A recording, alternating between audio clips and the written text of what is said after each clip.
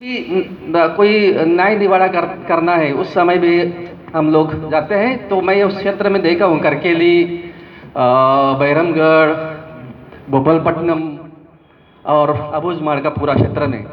मैं अबूझमाड़ का एक गांव को भी आइडेंटिफाई किया था जो न्यूज़ में यूपीएससी में प्रश्न पूछा था।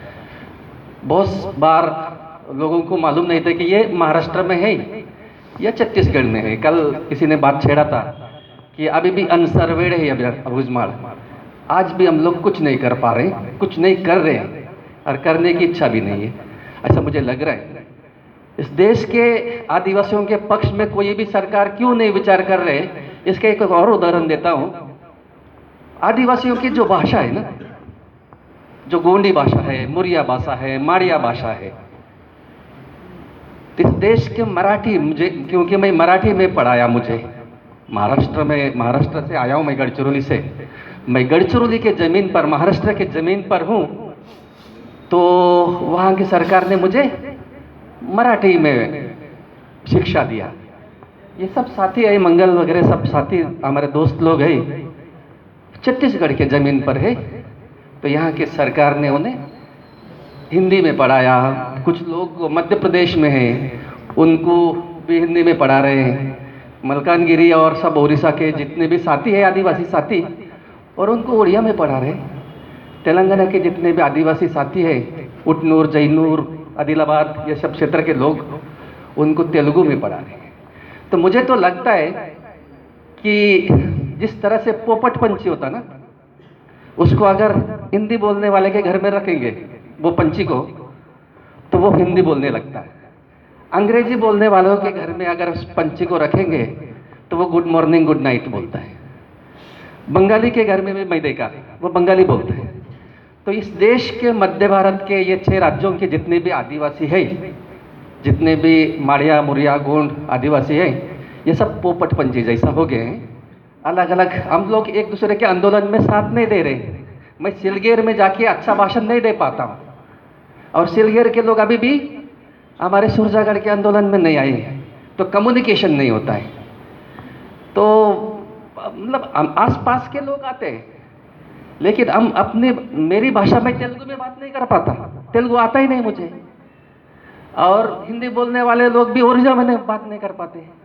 तो लोगों को ये न्यूज़ जैसा है ना, ये इधर के लोग इधर नहीं बैठने का, और इधर के लोग इधर नहीं बैठने का, इस तरह से कंपार्टमेंट किए गए हैं। तो लोग एक दूसरे के पास न जाए, लोग एक दूसरे से बात न करें, एक दूसरे के आंदोलनों में न जाए। तो ये एक दिख रहा है मुझे, मतलब ये सब आंदोलन को देखते हुए भी, और ये सभी अबूझमाड़, बस्तर और यहाँ पे देश में अलग अलग जगहों पर जाने के बाद एक मुझे लगता है, तो इस तरह का सिचुएशन है। गोंडी भाषा, इस देश में मराठी बोलने वालों से लोग गोंडी बोलने वाले हैं। 6 प्रांतों में गोंडी बोलते हैं। पूरा अमरावती से लेकर, मतलब हमारा आधा महाराष्ट्र में पूरा गोंडवाना है, गोंडी प्रदेश है। पूरा छत्तीसगढ़ गोंड आदिवासियों का है, उड़ीसा आदिवासियों का है, तेलंगाना आदिवासियों का है। 6 राज्यों में, कुछ लोग तो यूपी में भी बोलते हैं गोंडी, मध्य प्रदेश में भी बोलते हैं। तो 6 राज्यों में गोंडी बोलते हैं लोग। तो लेकिन गोंडी भाषा को स्क्रिप्ट भी है, हिंदी को स्क्रिप्ट नहीं है। हिंदी देवनागरी स्क्रिप्ट में लिखते हैं। जो भाषा आती है अंग्रेजी अगर मैं बात करता हूँ तो बहुत होशियार बोलते हैं ना, अंग्रेजी को भी स्क्रिप्ट नहीं है, अंग्रेजी रोमन स्क्रिप्ट में लिखते हैं। जिस भाषा को लिपि है, स्क्रिप्ट है, उस भाषा में इस देश में पढ़ाया नहीं जा रहा है, क्योंकि मोदी को गोंडी नहीं आता है। क्योंकि मोदी को जो भाषा समझता है, Modi in the sense symbol में बोल रहा हूँ, अभी तक जितने भी लोग इस देश में पीएम थे, सीएम थे, तो उसको नहीं आता ना। अगर गोंडी में पढ़ाया रहे, न्यूज़ में न्यूज़ वाले लिखेंगे गोंडी में, फिर रेडियो स्टेशन शुरू होगा गोंडी में, तो सरकार को नहीं समझेगा। सरकार को जो भाषा समझती है वही भाषा में लोग भी बोले। इस तरह का पूरा सिचुएशन मुझे लग रहा है। तो उसको हम लोग कैसा अरेस्ट कर सकते हैं, यहाँ पे बात कर सकते हैं। ये पूरा दमन का सिचुएशन हम जिनके महेश राउत और बाकी साथियों के साथ में काम किए हैं घूमे हैं रात को, तो सब लोग अरेस्ट किए आए थे पिछले बार। तो जिस तहसील से आया हूँ वहाँ से 40 लोग यूएपीए के तहत जेल में, नागपुर के जेलों में है, मुंबई के जेलों में है, इधर भी है, जगदलपुर के जेलों में भी है, तो जगदलपुर के जेलों में भी है, कांकेर के जेल में है हमारे इधर के लोग। तो सबसे ज़्यादा इस देश में आदिवासी लोग जेलों में हैं, आदिवासी लोगों को मार दिया जा रहा है, आदिवासियों के भाषा में नहीं बोला दिया जा रहा है, आदिवासियों का इतिहास नहीं लिखा जा रहा है, आदिवासियों का देवी, मुझे क्या पढ़ाया, हिंदू धर्म के बारे में पढ़ाया, सभी को पढ़ा रहे, जिसका मेरा कोई संबंध नहीं, कोई रिलेशन नहीं। इस तरह से पूरा सिचुएशन है। ऐसे समय में हम सुबह भी बात कर रहे थे कि हम लोग भाषण न दे, सिर्फ हम लोग थोड़ा सा ठोस कुछ यहाँ से निकाल के लेके जाए और उसका एक कमेटी जैसा करके उस पर विचार किया जाए, जिस पर हम लोग काम कर सके आगे, ऐसा मुझे लग रहा है। बस इतना ही मुझे बात करना था। जय सेवा, जय भीम। बहुत बहुत धन्यवाद लालसू भाई, जो भाषाई एक कमान, एक तीर एक कमान। इसी के अवसर पर जो आज जनता के सवालों पर छत्तीसगढ़ जन अधिवेशन के लक्ष्य में रखा गया है, और यहाँ पे तमाम साथीगण जन आंदोलन के सभी आए हैं, उनको मेरी ओर से सबको जय भूमकाल, जय सेवा, जोहार।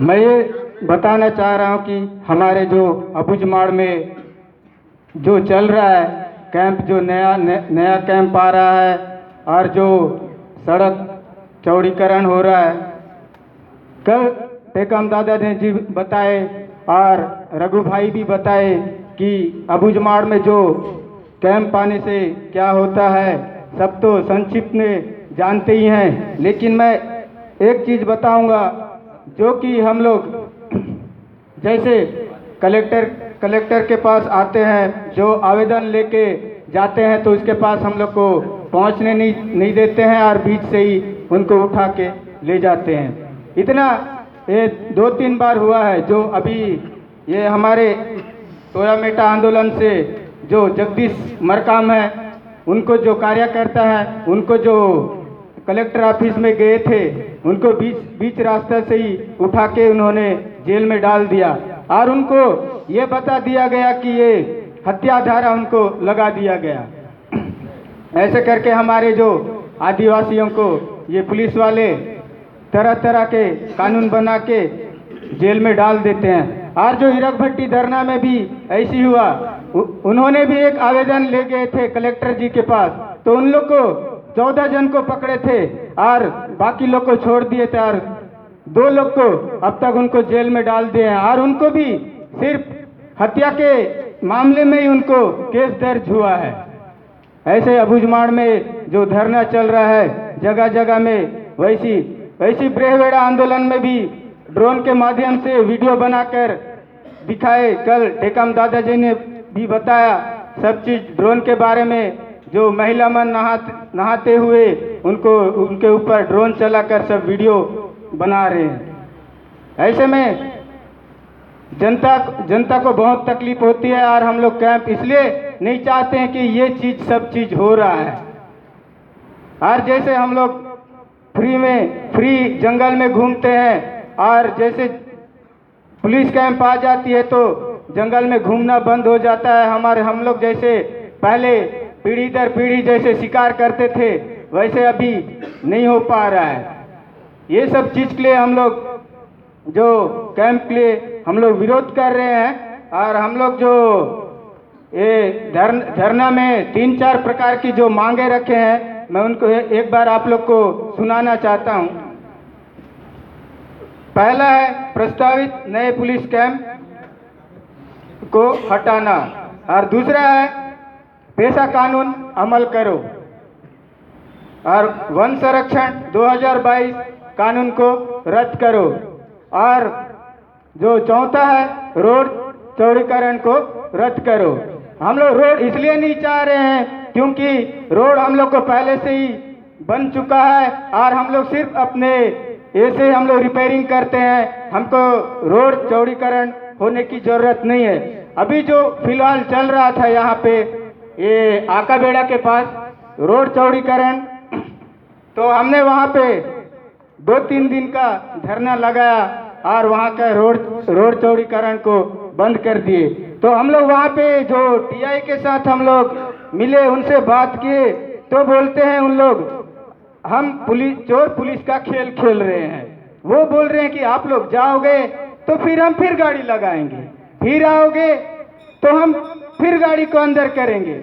ऐसे चीज करते करते 2-3 बार धरना हुआ। उस चीज के बाद अभी वहाँ का जो आकाबेड़ा रूट है वहाँ का रोड अभी बंद है।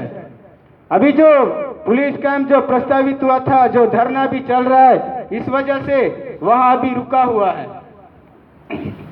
और जो अभी हम लोग जो चीज जो कल दादाजी ने बताए ड्रोन के बारे में, हम लोग जो कुंदला में जो हम लोग चक्का जाम किए थे, वहाँ पे हम लोग को उस टाइम ये कलेक्टर साहब नए थे, हम लोग इनको उतना देख नहीं पाए थे, इसलिए हम लोग जो वो एसडीएम आके मैं कलेक्टर हूँ बोला, और जो पत्रकार भाई हैं नारायणपुर के, उन लोग ने भी बताया कि यही कलेक्टर है।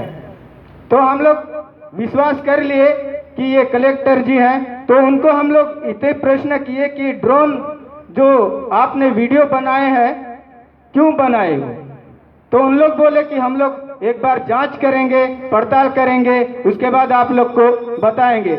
लेकिन आज तक वो बात अब तक सुनवाई नहीं हुआ है। और वैसी हम लोग जो अभी फिलहाल ओरछा में भी 3 दिन का जो चक्का जाम हुआ था, उसमें आपको पता ही होगा कि वहाँ पे दुर्घटना घटी, दो लोगों की मौत हुई और 7 लोग घायल हुए उस ओरछा आंदोलन में। वहाँ पे हम लोग 3 दिन का चक्का जाम रखे थे। वहाँ पे भी हम लोग असफल हुए, क्योंकि दुर्घटना घटने के कारण हमारे जनता इधर उधर हुई, तो पुलिस वालों ने बीच में आकर हम लोग को भगा दिए। बहुत कोशिश किए, लेकिन हम लोग वहाँ पे असफल हुए, क्योंकि हमारा वहाँ सोच था, भले शहीद हुए लेकिन हम तो लड़ रहे हैं जान देने के लिए। जब तक हमारा जान नहीं जाएगा तब तक हमारा बस्तर नहीं बचेगा, छत्तीसगढ़ नहीं बचेगा। इसलिए हम लोग को भले हम लोग जान भी देंगे लेकिन लड़ेंगे, ये सोच रखे थे। लेकिन थोड़ा सा मिस्टेक हो गया हम लोग को कि उसी वक्त हमारे आदमी जो आदिवासी जनता है नहाने चले गए, उसी का उन लोग फायदा उठा के जनता को मारना, पीटना, भगाना, पूरा आग जलाना कर दी। इस वजह से जनता थोड़ा वहाँ पे असफल हुआ। लेकिन अभी हम और फिर कोशिश जरूर करेंगे, फिर लड़ने की कोशिश करेंगे। अभी जो पुलिस वाले जो डीआरजी हैं, उन लोग अभी मेरे ऊपर भी बहुत नजर रखे हुए हैं। इसलिए मैं अभी क्या 2 महीना हुआ है मेरा नारायणपुर आना जाना बंद हो गया है, क्योंकि वहाँ पे आओगे तो आपको कहीं पे देखेंगे तो आपको शूट आउट का ऑर्डर है। मैं थोड़ा सा कुछ ज्यादा बोल दिया तो उन लोग बोलते हैं आप नक्सली हो। हम लोग जो पेशा कानून के बारे में बोलते हैं तो आप नक्सली हो। हम लोग जो वोटर आईडी कार्ड बनाते हैं, आधार कार्ड बनाते हैं, क्यों बनवाते हैं? नक्सली का किसी का वोटर आईडी कार्ड नहीं है, ना नक्सली का किसी का आधार कार्ड नहीं है। हमारा तो सब कुछ है, आधार कार्ड है, वोटर आईडी कार्ड है, पैन कार्ड है, राशन कार्ड है, फिर भी हम नक्सली हो गए। ये चीज को सरकार को समझना होगा और इसके ऊपर एक्शन लेना होगा सरकार को, कि अगर आधार कार्ड नहीं है तो वो नक्सली तो है ही। नक्सली को खोजना है तो जंगल में मारे, आदिवासियों को क्यों ऐसे मारते हैं? अभी जो फिलहाल अभी हमारे जो ये जो जनता जो जैसे फसल उगाते हैं, वहाँ पे सोने जाते हैं, उनको जो वहाँ पे जो उनका ये डेरा होता है, वहाँ पे घुस के पुलिस वालों ने उनको मार दिए। ऐसी गुममरका में भी बहुत सारे केस हैं, बहुत सारे हत्या किए हैं, कम से कम 10-12 हत्या तो हुई है। और घर का सामान को उजाड़ना, गंजीमन को बर्बाद कर देना, वहाँ से उठा के थाना में ले आना, ऐसे टाइप बहुत सारे पुलिस वालों का डीआरजी ग्रुप वैसे करती है। अभी मेरे को एक बता रहे थे कि ये उंगाराम करके हैं भाई, हमारे साथी हैं, उनको 5 बार जेल ले जाया गया। 5 बार जेल ले जाना एक उनके लिए बहुत बड़ी मायने है। वो तो बार बार नक्सली केस में फंस रहा है, लेकिन नक्सली है कहाँ? बार बार वही केस, और कोर्ट में जाओ तो चीज उसको ये सफल कर ही नहीं पा रहा है कि वो नक्सली है। अगर नक्सली होता तो उसको मार देते या उसको सदा के लिए वहीं पे उम्र कैद की सजा दे देते। फालतू फालतू रोज का इन लोग को ऐसी डीआरजी ग्रुप का नाटक रहता है हमारे साइड। इसलिए हमारी ओर से आपको इतना ही विनती है कि हमारे साइड भी थोड़ा ध्यान देवें, और हमारे साइड ऐसी पढ़े लिखे नहीं है, अनपढ़ हैं, थोड़ा बहुत कठिनाई होती है, लेकिन संघर्ष करने में जारी है हमारा संघर्ष। और इतनी हमारे जो टोयामेट आंदोलन में 3 महीना हुआ है, और जो इरक भट्टी आंदोलन में हुआ है 4 महीना, इस टाइम हम लोग शुरू किए हैं। जब तक जान है तब तक लड़ेंगे। और जैसे ही मैं एक सरकारी कर्मचारी हैं, वो आए मेरे पास, जैसे हम मैं धरना में था उस टाइम, वो बोल रहे थे यार आप लोग क्या लड़ रहे हो, क्यों लड़ रहे हो? उनको मैं बोला कि देखिए आप सरकारी नौकरी कर रहे हो, लेकिन आपका जो पीढ़ी दर पीढ़ी हो हमेशा सरकारी नौकरी नहीं करेगा। एक न एक दिन जो जमीन में हो उसी जमीन में आपको भी आना पड़ेगा। उनको मैं धीरे से समझा, गलत बोला कि सही बोला मेरे को पता नहीं। इतनी कहकर मैं, अभी समय भी हो रहा है, इतनी कहकर मैं अपना वाणी को यहीं पे विराम देता हूँ। जय सेवा, जय जोहार। देखिए, बस्तर की जो हालात हैं, घटनाएं हैं, हम लोग दिन भर भी सुनते रहे, कल भी बस्तर पे बहुत चर्चाएं हुई, लेकिन मजबूरी है कि वक्त की कमी है और अभी और भी सत्र चलना है, इसीलिए रोकना जरूरी है। इसके बाद परंजॉय जी अपनी बात रखेंगे, लेकिन उसके पहले एक बहुत महत्वपूर्ण जानकारी, हमारी क्रांतिकारी साथी बेला जी का आज जन्मदिन है, तो बेला जी को जन्मदिन की बधाई, और उनके पास आप केक लेके आओ। जिंदाबाद जिंदाबाद। लड़ेंगे,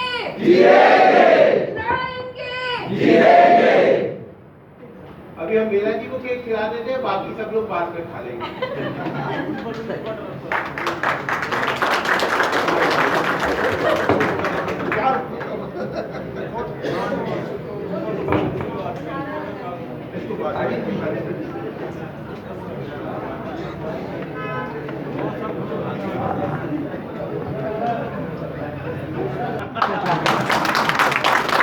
मगर हमारा डॉक्टर बोल रहे, जो हमारे ऑर्थोपेडिशियन है, बोल रहे कि ज़्यादा देर खड़ा मत रहो, कहीं एक जगह में बैठे मत रहो। इसीलिए तो आज आप सब लोग को मैं धन्यवाद देना चाहता हूँ। मैं गर्वित अपने आप को समझता हूँ। मैं आज मेरा एक मौका मिला आप लोगों के साथ इस विषय के ऊपर बातचीत करने के लिए।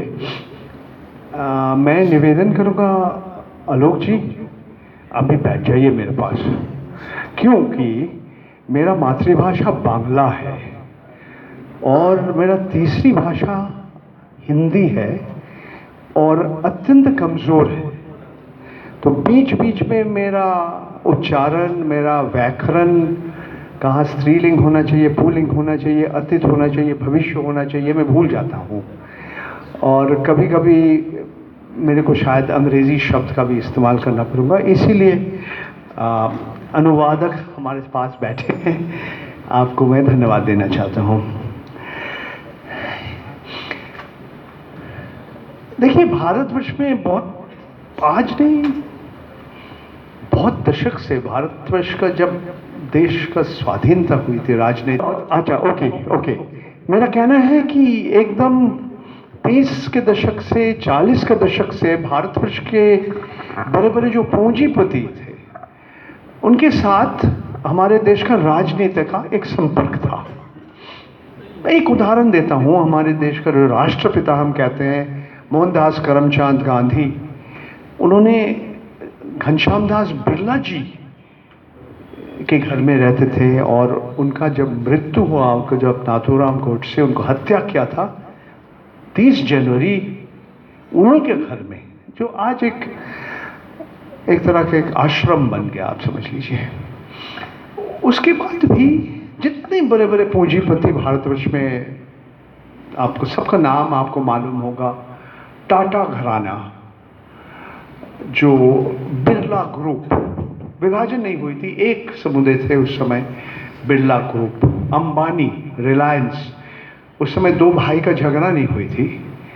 सारे जो बड़े बड़े पूंजीपति और बहुत सारे पूंजीपति, सब लोग हमारे देश का जो राजनेता है उनके साथ एक घनिष्ठ संपर्क है। कभी कभी वो खुद सांसद बन जाते हैं। के बिरला जी ने सांसद बना था। मेरा स्कूल में हम लोग एक साथ पढ़े थे, विजय माल्या जी, वो भी सांसद बन गए। तो राजनेता और पूंजीवाद या राजनेता और जो बड़े बड़े उद्योगपति हैं, क्या फर्क है? जिंदल ग्रुप, नवीन जिंदल जी, वो भी सांसद थे। तो ये अडानी समूह, अडानी का घराने में कुछ फर्क है। पहले जो हम देखे थे बहुत दशक से, वही कहानी चल रहा है आज। मेरा कहना है कि हाँ, फर्क तो है। मैं समझता हूं बहुत फर्क है। ये सारे घराना एक समय